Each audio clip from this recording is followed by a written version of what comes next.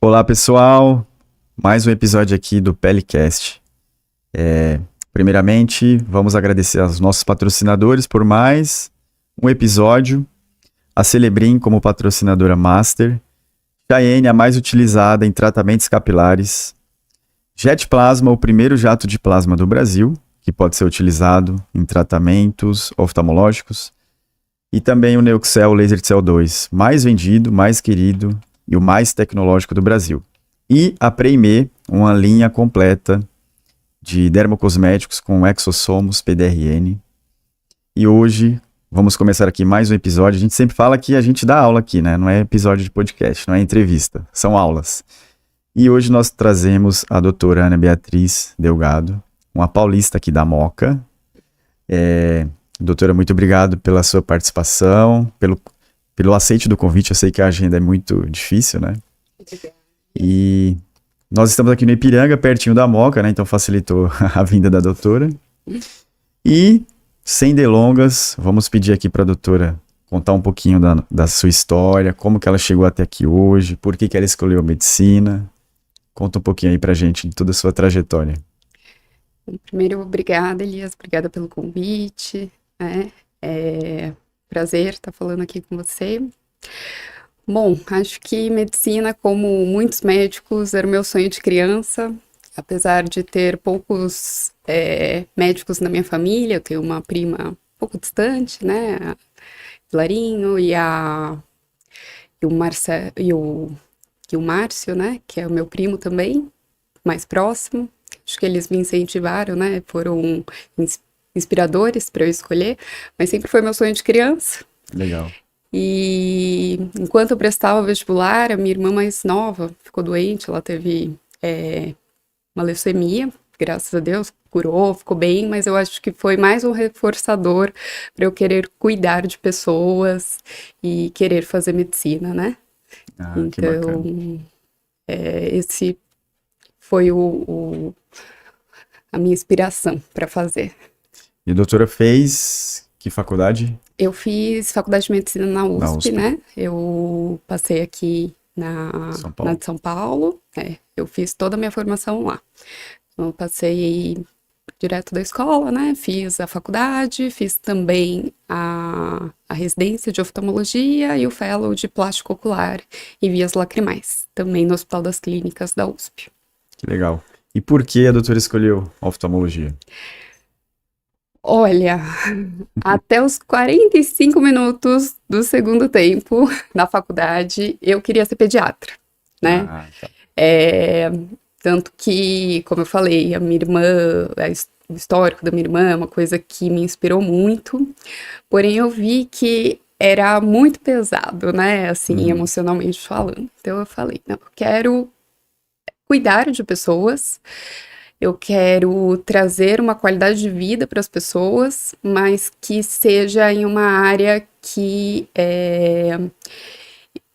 tenha um pouco menos de risco, assim, né? Então, eu escolhi oftalmologia porque a oftalmo me encantou, né? Eu acho que é uma profissão, é uma área da medicina que a gente consegue, com poucas cirurgias, e cirurgias relativamente rápidas, trazer um benefício muito grande, uma transformação muito grande na vida das pessoas, Melhorar a qualidade de vida. qualidade de vida, melhora da visão, e assim, eu achei incrível. Então, acabei mudando de ideia. Até um amigo meu que sempre foi o meu padrinho aí, no sentido das minhas escolhas, né? O Rodolfo Bonatti, que agora trabalha nos Estados Unidos. Ele fez oftalmo, aí eu fiz também, fez plástico ocular, e, enfim, eu também acabei seguindo muitos passos dele. Legal. E hoje a doutora está focada mais na parte de blefaroplastia. Isso. Em que momento, principalmente o laser de CO2, né, entrou nessa história?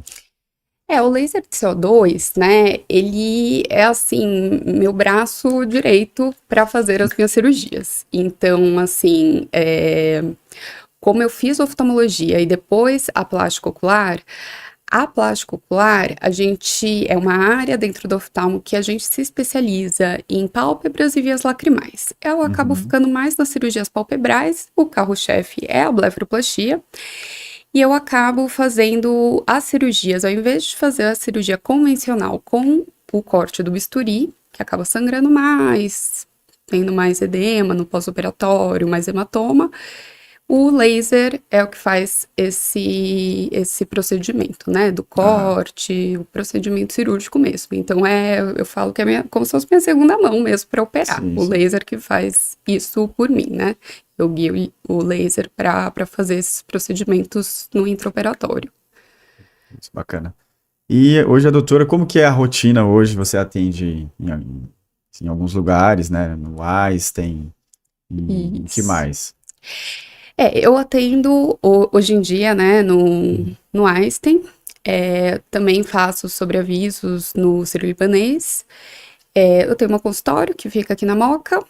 E também tenho planos de atender em breve na Vila Olímpia, né? Mas aí, novidades em breve. É uma agenda bem puxada, né? Sim, sim. Geralmente eu atravesso São Paulo algumas vezes. Como você disse, eu sou daqui do bairro da Moca, né? Tenho Sim, sim. muito. A gente é muito bairrista aqui, né? Então a gente, enfim, gosto muito do meu bairro, mas acabo me deslocando bastante, vou bastante ali para o Oeste, para a Zona Sul, enfim. É, cada, cada dia da semana eu tô num lugar, cada horário num lugar, mas faz parte, né? Sim, sim, Muitas vezes no centro cirúrgico ou no consultório, mas essa é a minha rotina hoje em dia. sim. E principalmente acho que na oftalmologia as perspectivas para o futuro acho que são boas, assim, de mercado, né? Porque cada vez mais as pessoas estão tendo problemas, muitas telas, o ar cada vez mais seco, sei lá. Todos esses desafios aí do dia a dia, acho que para o oftalmologista isso é um bom, vamos dizer assim, negócio, né? Quais são as suas Aham. perspectivas para o futuro em relação a isso? Eu acho que assim, muitos fatores, né, Uhum. que acabam contribuindo para algumas doenças oftalmológicas, então, como você falou mesmo, a questão de telas hoje em dia é muito importante, tanto Sim, para adultos quanto para crianças, né? A sim, gente sim, tá vendo um boom aí de aumento da miopia, né? sim, Tem algumas pesquisas que muito em breve, mais da metade da população vai ser míope, e um dos fatores é o uso de telas, né, sim, desde a infância, mas também traz outras consequências, né, então realmente o olho seco é um desafio também hoje em uhum, dia. Um dos fatores é o uso de telas, mas também, bom, aqui em São Paulo, a questão da poluição, uso de ar-condicionados, sim, né? sim, É, então, eu acho que isso tudo é um desafio na oftalmologia, né? A questão sim, de olho seco, e também a questão, do envelhecimento da população, né? Então, o envelhecimento traz algumas doenças a mais, catarata, enfim, né? sim, E apesar de fazer mais cirurgias na área de pálpebras, né, a blefaroplastia, ptose palpebral, a, a avaliação é oftalmológica, sim, então a gente tem que tratar como um todo. Eu sempre faço avaliação e vejo se a pessoa já tem alguma doença. Muitas vezes não passa no oftalmo há anos, descobre na consulta que tem um glaucoma, enfim. Então, assim, é muito importante a gente é, não deixar a parte funcional, né, e saúde ocular do uhum, lado, né, em detrimento da estética. As duas coisas têm que caminhar juntas, sim, né? sim. E falando dessa parte, tanto da estética quanto da saúde, qual o público hoje que procura mais a doutora para fazer a blefaroplastia? É um público mais, sei lá, 50 a mais, 40 a mais, 60 a mais? Tá. Ou já tem pessoas que procuram, sei lá, já procurando um pouco de, não sei se prevenção é a palavra certa, mas aquela pessoa que já está ficando se incomodando ali com a questão dos olhos, etc. Sim, isso é uma pergunta, essa pergunta é excelente. Uhum, Muitas pessoas têm essa dúvida, porque sim, realmente não existe, assim, uma idade certa para operar. Eu já operei pacientes de 80, 90 anos, né, por questões eventualmente estéticas ou funcionais, e também pacientes de 20 e poucos anos que já se incomodavam, né? Sim.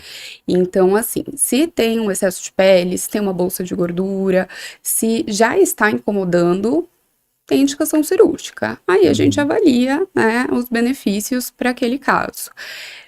O meu público, de uma forma geral, a maioria são mulheres, né? Mas eu Sim. tenho realmente bastante homem, cada vez mais os homens têm procurado, tá? Mas eu acredito que seja 30% Certo. dos meus pacientes, 70% é mulher, Aham. né? Talvez até um pouco mais. E na faixa dos 40 aos 60, 65 anos, é a grande maioria. Mas vem também os outros extremos. Bacana. Em que momento o CO2 entrou na parte da blefaroplastia? Já faz algum tempo? Você já aprendeu isso na faculdade?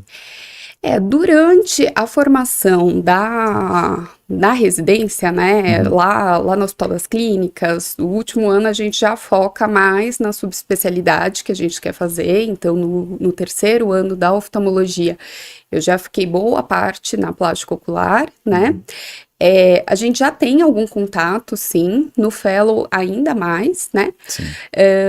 mas principalmente com cursos, acompanhando os professores, né? Porque no instituto em si, né, a gente acaba não usando tanto, é mais em cursos. Certo. Logo que eu finalizei, comecei a minha prática mesmo, acredito que desde os primeiros meses eu já utilizei, porque assim, a cirurgia com laser de CO2 é muito superior a uma cirurgia Facilita, com... né? Porque facilita, tem um pós-operatório melhor, tem menos sangramento, né? Como eu falei, tem menos inchaço no pós-operatório, então a recuperação do paciente é melhor. E a grande vantagem também, né, além disso tudo, tem a questão da gente fazer o resurfacing com laser de CO2 fracionado. Então, além da gente fazer a parte cirúrgica do laser, né, com a ponteira cirúrgica, a gente pode tratar a pele. Então, usar para tratar a pele aqui das pálpebras inferiores, Sim. melhorar aquelas ruguinhas finas, o craquelado na Fazer a pele, né? retração. Que promove aquela retração, Sim. exato. E também na pele do rosto, pescoço, colo, enfim. Então, assim, ajuda muito, assim. É um plus na cirurgia que, para mim, eu operaria todo mundo com com laser, porque realmente, assim, é um diferencial bem legal. Tem alguns casos específicos que tem que ser com bisturi, ou tem que ser com laser, ou só pode ser com laser ou com bisturi? Assim, tem alguns casos que a gente contraindica, né, o laser de CO2. Então, principalmente pacientes que têm alguma doença de pele, né, então, alguma doença autoimune, vitiligo, enfim, ou mais na parte dermatológica. dermatológica mesmo, Da parte ocular, é difícil, assim, não tem nenhuma contraindicação importante, né? Até porque pro olho a gente usa um protetor ocular, né? Sim. Então a gente coloca um protetor ocular que o efeito do laser fica restrito à pele. Por isso que as principais contraindicações do laser são contraindicações da parte dermatológica e não oftalmológicas. Legal. Né? E hoje, como que é hoje para a doutora cuidar da agenda de clientes de pacientes próprios, cuidar, sei lá, do financeiro, do marketing, e ainda atender em 2, 3 lugares? Como que é essa sua agenda? Como é que você faz para fazer tudo isso? É um pouquinho desafiador. Bom, no começo era tudo eu que fazia, né? Sim. Então, absolutamente tudo. Hoje em dia eu tenho uma equipe, né? Eu Sim. tenho uma equipe de marketing, de vídeo, né? De edição de vídeo. Também faço algumas mentorias de posicionamento de imagem, né? Tenho também a minha secretária, que me auxilia muito, né? Minha concierge, enfim. Mas eu tenho uma preocupação muito grande em ser próxima aos meus pacientes. Sim. Então, todos os pacientes que operam comigo têm meu telefone pessoal. Desde o primeiro momento eu falo, olha, pode me mandar mensagem, se ficou alguma dúvida, se achar que tem alguma coisa diferente do que você esperava, pode me mandar foto. Eu sou uma pessoa, assim, que eu me preocupo muito, Sim. porque o resultado da blefaroplastia não depende só do intraoperatório. É muito importante uma avaliação pré-operatória para a gente entender a expectativa do paciente, até onde a gente consegue alcançar com a cirurgia, mas também a questão do pós-operatório, né? Sim. Que tem alguns cuidados, compressas, não fazer atividade física, enfim. Então, essas orientações e deixar o paciente tranquilo quanto à sua recuperação, isso é fundamental para um resultado final legal, né? Ah, bacana. E aí você chegou nesse momento da carreira e falou assim, nossa, mas eu fiz medicina, né? Por que que eu vou fazer marketing? Pois Como que é hoje, como que foi pra você essa questão, principalmente hoje, né? Que a gente, cada vez mais, a gente precisa estar nas redes sociais, precisa gerar conteúdo, precisa ter um posicionamento. Como que foi pra doutora? Quando apareceu isso, né, na sua frente, falar, ué, mas né, não era só fazer a medicina. Sim, sim. Então, nossa, ótima pergunta. Eu Aham, acho que vou dividir ela em duas, tá? sim. Então, primeiro, a minha primeira barreira aí que eu tive que passar foi a questão de, bom, eu fiz medicina, eu queria ajudar as pessoas, Uhum. aí de repente eu fui para uma área oftalmológica, ok, mas mais para uma questão estética. E eu ficava muito nessa angústia de tipo, ai, será que eu realmente ajudo as pessoas? Porque é uma coisa estética. Eu tinha isso dentro de mim, sabe? Sim, Porque o que me motivou a ser médica foi esse ímpeto de querer realmente ajudar, fazer diferença na vida das pessoas. E é muito engraçado, porque essa minha confirmação que eu estava no caminho certo, é, veio muito com o feedback dos pacientes. Então, é muito comum virem pacientes pós-divórcio ou pacientes que já têm alguns filhos mais velhos, né? E aham, falam. Fiquei anos cuidando do meu casamento, ou fiquei anos cuidando dos meus filhos e não olhei para mim. Agora eu quero voltar a me enxergar bem, quero melhorar minha autoestima. E é engraçado que assim, não é um ou dois casos, são muitos casos que vêm e falam: ah, eu me divorciei, quero melhorar minha autoestima. Faz a blefaroplastia, alguns meses depois já tá de namorado novo, já tá se sentindo outra virou a pessoa. chave. Então, assim, essa devolutiva dos pacientes, das pacientes, né, que são a maioria, são mulheres, me falaram, não, realmente eu tô fazendo diferença, Sim, sabe? Não é uma coisa assim, tô deixando um pouquinho mais bonita. Não, eu tô melhorando a autoestima, a pessoa tá se reconhecendo de novo. Então eu falei, não, acho que realmente eu tô no caminho certo. sim, E em relação, né, à segunda parte aí da pergunta que você falou, em relação a redes sociais, a marketing, assim, a gente, médico de uma forma geral, né, principalmente a gente que fez faculdade pública, que o público inicial, né, é público SUS, grave, enfim, né, sim, a gente tem uma ideia de que fazer marketing é uma coisa ruim, né? sim, Bom, pelo menos eu tinha muito isso, que fazer o marketing, me autopromover, ficar falando sobre mim, sobre quantas cirurgias eu já fiz, ou quem eu ajudei, enfim. E eu vejo que hoje em dia, realmente assim, tem muitos profissionais, né? sim, Muitos profissionais muito capacitados, outros nem tanto, mas que hoje em dia o boca a boca ainda funciona e é o melhor, melhor marketing é de o melhor todos. marketing de todos, com certeza, né? Mas as pessoas precisam te conhecer, É né? verdade. E as redes sociais, né, apesar de ser só um retrato da nossa vida, é uma extensão também da nossa imagem, da nossa rotina, enfim.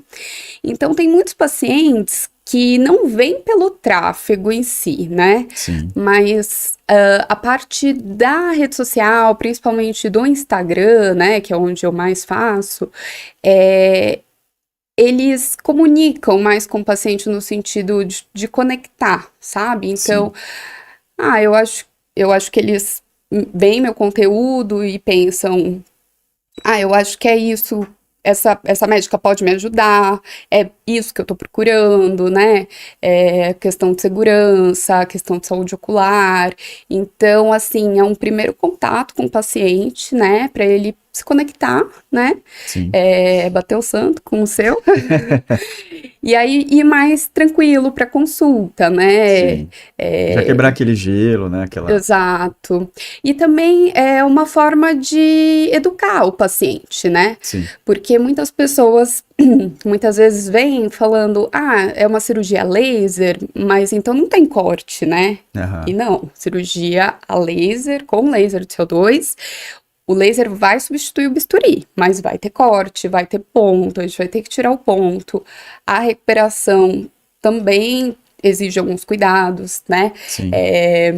Então, assim, a rede social também serve por essa questão educativa, né? Sim. E também cuidados oculares, né? O que é esperado ou não para o pós-operatório, os principais cuidados. Acho que você tocou num ponto agora que eu não tinha parado para pensar, né? Por exemplo, antes das redes sociais, eu acho que tinha uma barreira entre o médico e o paciente. E hoje em dia, eu acho que o paciente se sente mais à vontade quando chega no seu consultório. Doutor, eu te vi na academia, eu vi que você postou isso, postou aquilo. Tem um pouco disso? Tem. E eu gosto disso. Eu acho que não são todos os médicos, né, que gostam dessa proximidade, mas eu gosto. Inclusive, eu sigo muitos meus pacientes, né, e alguns tornam, inclusive, meus amigos, amigas, tanto que eu falei, eu vejo que uns meses depois, já tá namorando, que legal, e não sei o que. Eu gosto muito desse contato próximo. Então, sim, muitos me perguntam, seus sobrinhos, como estão? Eu também tenho, né, tenho filhos da mesma idade. Então, assim, eu não me restrinjo a minha área nesse sentido, entendeu? Sei. Quando eu quero conhecer o paciente, eu quero conhecer ele como um todo. O que te trouxe aqui? Eu sei que não é uma pele caída, uma pálpebra que não tá abrindo direito. Tem muita coisa a mais. É verdade. Então, eu quero saber todo esse contexto pra gente conseguir ter um resultado legal e suprir as expectativas, né? Bacana. Acho que isso é legal.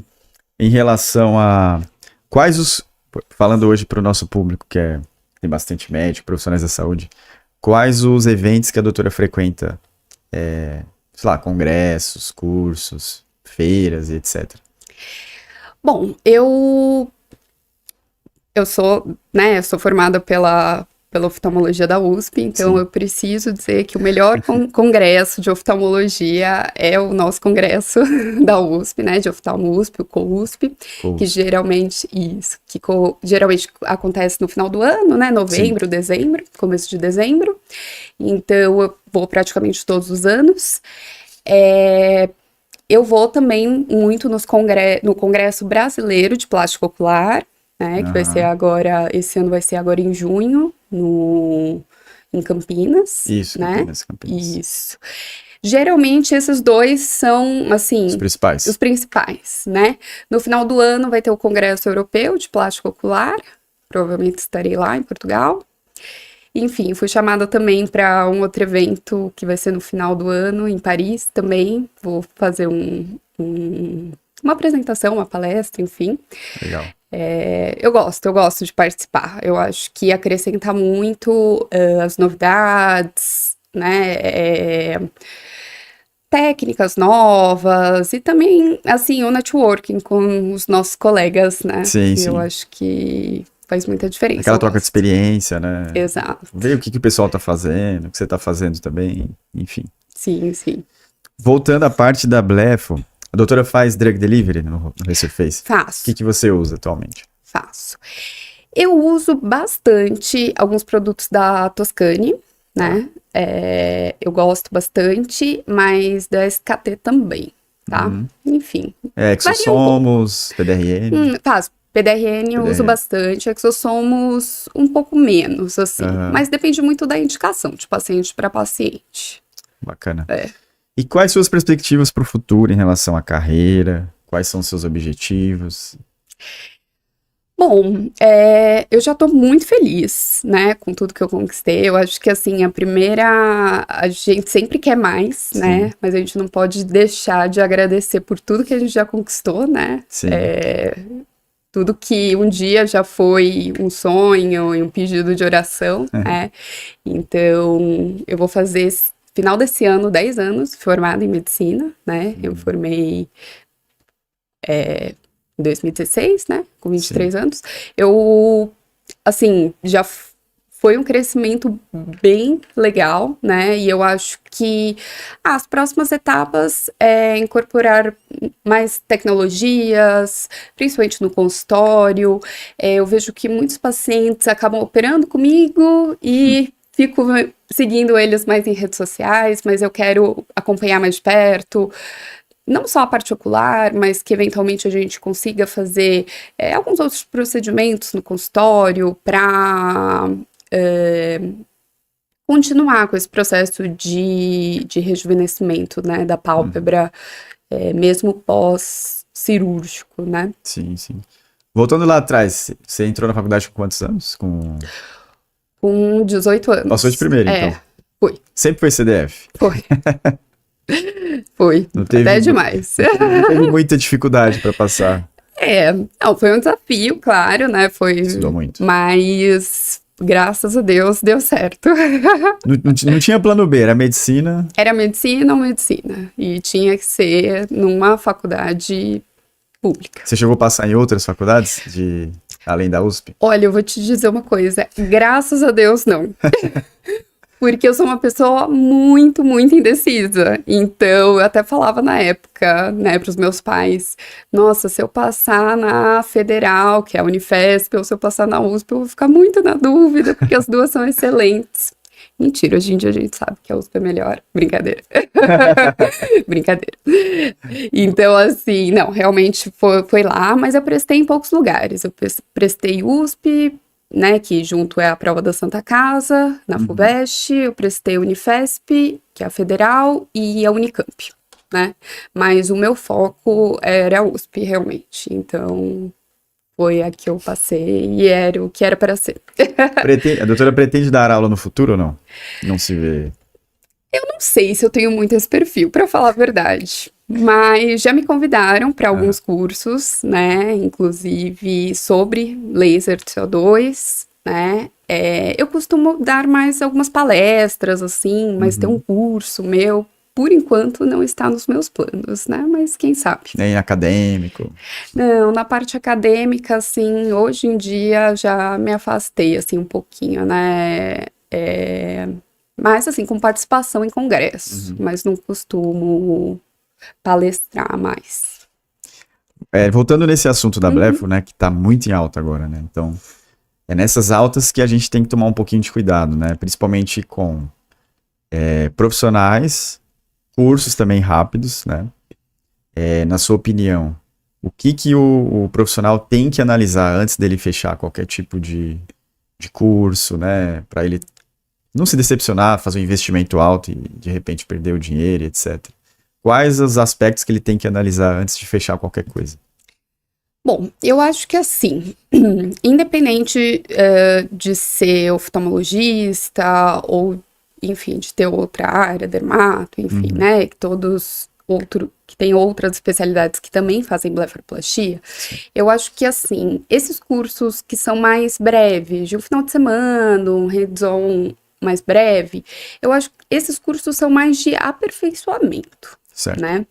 Então, se você quiser fazer um trabalho bem feito, né? Eu acho que, assim, um final de semana não vai te entregar isso, né? A não ser que você já tenha uma base muito Uma boa base sólida. e realmente é só Às vezes a para pessoa já faz com aperfeiçoar. bisturi, aí ele vai fazer um curso de laser, De aí nesse caso sim, né? laser, exatamente, Uhum. né? Que foi o que eu fiz já Sim, e sim. sempre procuro cursos para ir me aperfeiçoando, né? Uhum. Mas em relação, bom, como eu sou oftalmo, vou falar de oftalmo. Sim, O fellow de plástico ocular é um divisor de águas, né? Porque muitas pessoas acham que fazer blefaroplastia é tirar um pouquinho de pele, tirar um pouquinho de gordura e é isso. E na verdade não. É avaliação da qualidade da pele, avaliação da posição dos cílios, questão de estruturas ligamentares e musculares, então tem frouxidão dos ligamentos laterais, tem alteração de queda do músculo, então pitose palpebral, porque muitas vezes alguns pacientes operam em outros profissionais, voltam para mim e falam, eu ainda não gostei, eu esperava algo diferente. Sim. E aí eu vejo que tiraram a pele, tiraram bolsas de gordura, mas ainda tem uma ptose palpebral, ou eventualmente um ectrópio, que a pálpebra ficou um pouquinho mais caidinha, assim, sim, então mostrando, né, ou os cílios ficaram invertidos, encostando na córnea, então assim, é todo um conjunto, e eu acho que o fellow de plástico ocular é um divisor de águas, né, sim, então são 2 anos seguindo professores, fazendo atendimentos e cirurgias dentro da plástica, né? Isso com certeza faz todo o diferencial para operar. Claro que não é um final de semana que você vai aprender o que um fellow de 2 anos ensina, né? Então, sim. Eu acredito que esses cursos sejam mais um aperfeiçoamento mesmo. Sim. Até porque o corte, ele é só a cereja do bolo, né? Mas acho que o mais importante da blefa é a marcação, principalmente, né? A marcação. O planejamento cirúrgico, então, o que exatamente eu vou fazer, a proposta cirúrgica, o que eu preciso reposicionar, e a marcação, com certeza, né? Então, quando a gente vai marcar a pele para saber o quanto de pele que vai sair, né? O mais importante não é o que vai sair, é o que vai ficar. Porque eu preciso de um olhar, né, de uma pálpebra que vai ter pele o suficiente para o olho fechar, que eu não vou ter nenhuma complicação, enfim, e que fique esteticamente bonito também, né? Sim. Então, 1 milímetro, 2 milímetros contam muito nessa área que é bem delicada, né, bem pequenininha, então a gente precisa ter bastante cuidado na parte da marcação de pele, sim. Legal. Eu sempre falo que que a gente vive na era dos especialistas, né? Hoje a gente vive no mundo dos especialistas. Qual a sua opinião em relação principalmente aos médicos?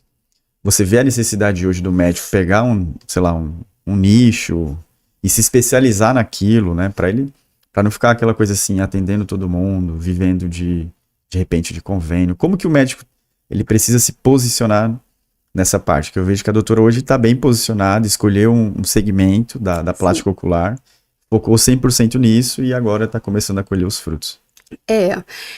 Assim, a minha opinião é que se você, né, quer fazer muitas coisas diferentes, você acaba não sendo bom em nada, assim, muito bom em nada. Então, eu prefiro restringir a minha área de atuação, né? Sim. Então, eventualmente, se vem pacientes com outras comorbidades oftalmológicas, acabo encaminhando para colegas, que eu acho mais adequado, e eu me restringi a essa área da plástica ocular.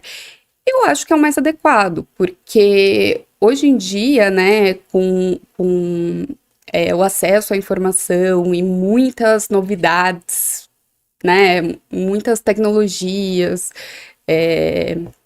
aparecendo assim diariamente, eu acho que a gente precisa focar realmente numa área para poder estar sempre atualizado, né? E se a gente quiser fazer um pouco de tudo, a gente acaba não fazendo direito, sabe? Então, sim, eu acho que é o mais adequado, mas depende muito do contexto, né? Sim, claro, eu tô na cidade de São Paulo, né? Então, eu sei que se eu precisar, eu tenho muitos colegas de outras áreas. Verdade. Eu acho que em outro contexto, enfim, uma cidade menor, é um médico mais generalista, mesmo oftalmologista, mas um oftalmo geral que acaba fazendo de tudo. Então, acaba abrangendo outras doenças também. Não fica tão restrito à área. Bacana. E a gente sempre faz uma pergunta para os convidados aqui, né? Que é uma pergunta direta e reta. Para você, ser médica é? Eu acho que ser médica é... Eu acho que ser médica é um dom. Ser médica é um dom, é um sonho. E ser médica é faz parte de mim. Eu não consigo me descrever, me apresentar para outra pessoa sem incluir essa informação, porque é boa parte daquilo que eu sou. E eu aprendo muito, né, com as pessoas, eu gosto muito de estar com as pessoas e de ajudar, mas eu acho que muitas vezes elas acabam me ajudando mais do que eu ajudo, enfim. Então eu acho que é a realização de um sonho. Bacana. Acho que o médico ele tem que saber trabalhar com pessoas, né? Acho Sim. que se você não gosta de trabalhar com pessoas, É. não faz sentido ser médico. Até dá, mas, né, enfim, umas áreas que você fica atrás do computador, radiologia, talvez, ou alguma outra especialidade, patologia, né, enfim. Mas a grande maioria das especialidades médicas, você precisa sim, né, até porque é o seu objetivo, né, como médico, pelo menos eu penso assim, Sim, como sim. médico, eu quero ajudar as pessoas, então eu preciso conhecê-las a fundo. Que mensagem a doutora deixa para o pessoal que está se formando agora ou estudando ainda, estão no primeiro semestre, para os fellows que estão na residência, enfim, para todo o pessoal envolvido na medicina, qual a mensagem que a doutora Ana Beatriz deixa para esse pessoal? Bom, eu acho que precisa ter paciência, tá? E fé que tudo tem um propósito. Não tentar pular etapas, né? Então, tá na faculdade, aproveita ao máximo para aprender absolutamente tudo. Ah, mas eu quero ser oftalmo, para que eu preciso saber de nefrologia? Não. Assim, você tá no estágio de nefro, você vai aprender tudo de nefro. Aproveita. Tô no oftalmo, vamos aprender tudo sobre qualquer doença. Sim. Quando for a hora de aprender plástico ocular, vai ser plástico ocular, ou enfim, a especialidade que você escolher. E depois a vida vai acontecendo aos poucos, né? É normal a gente querer sair operando excelente, ter os mesmos resultados que os professores, mas é um passo de cada vez. Então Sim. É normal passar pelo processo de atender SUS, de atender convênio, ter o seu consultório, ficar só no particular, enfim. Depois conseguir empregos, eventualmente em hospitais maiores, né, hospitais de sonho aí, de referência. Mas assim, um passo de cada vez. Não queira atropelar as coisas, porque isso só piora o processo. Vamos acompanhar o processo com paciência e também muita dedicação na etapa que você tiver. Em relação, acho que é uma pergunta que é um assunto que está muito alto, né, que é a inteligência artificial. O que você acha desse tema no futuro da medicina, né? Em relação, principalmente à parte cirúrgica. Toda hora vem aqueles temas. Os robôs vão substituir os médicos. Né? Na sua opinião, qual que vai ser o papel do médico daqui para frente em relação à inteligência artificial? Olha, muitas pessoas têm medo, exatamente, da inteligência artificial tirar o nosso emprego, né? Sim. Eu acho que, pelo contrário, eu acho que a inteligência artificial só veio para somar, né? Então, da mesma forma que alguns anos atrás a gente não tinha o Google para pesquisar, e aí a gente precisava ir em biblioteca, pesquisar vários livros, pedir artigo na biblioteca, enfim, a internet veio para ajudar e automatizar e deixar a informação mais acessível. Uma ferramenta para apoiar, né? Exatamente. Eu acho que a inteligência artificial vem nesse sentido também, né? Então, é um acelerador. E, por enquanto, eu acho que não. Eu acho que a capacidade técnica do cirurgião, né? Eu também inteligência artificial, por enquanto, não vai substituir. Até porque a inteligência artificial é alimentada também por humanos, Exatamente, né? Então, assim, você precisa saber, eventualmente, né? A gente não usa robótica na oftalmologia, mas a gente precisa, os médicos que usam e fazem cirurgia robótica, são eles que controlam o robô, né? Sim. Então, assim, vai ser uma ferramenta mais, a inteligência artificial, né? E uma ferramenta que vem para ajudar, né? Não para substituir. Mas a gente tem que saber usar essa ferramenta. Com né? certeza. Senão ela pode atrapalhar mais do que ajudar. É verdade.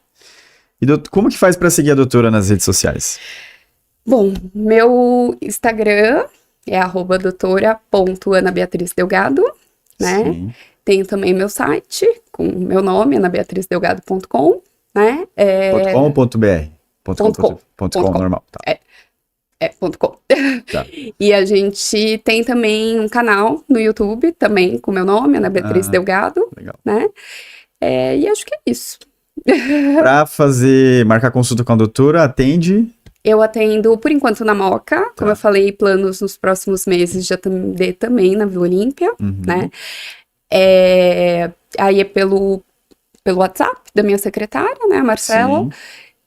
Não sei, falo o número ou... Tem Não, as minhas redes a gente vai sociais, deixar tem os aqui links. na descrição do vídeo, né? Legal. Pessoal, o Instagram da doutora, o site, o canal no YouTube e também o WhatsApp, né? Perfeito. Então, pessoal, é isso. A gente vai encerrando aqui mais um episódio do Pelicast. Agradeço mais uma vez a doutora pela vinda aqui até o nosso estúdio aqui no Ipiranga, em São Paulo.